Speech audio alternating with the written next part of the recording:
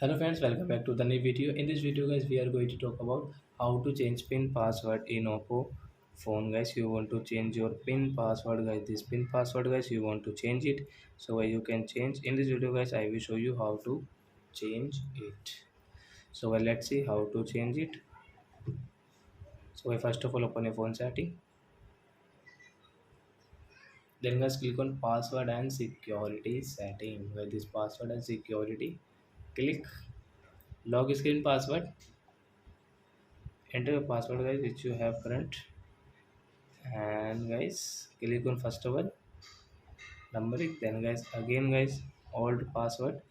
A new password guys, we will take example for guys this 258025 guys. You want to add fingerprint, so you can add from here guys, we will not add. And guys let's see password has changed or not. So guys old password was wrong, guys new password, you can see guys password has changed in our Oppo phone.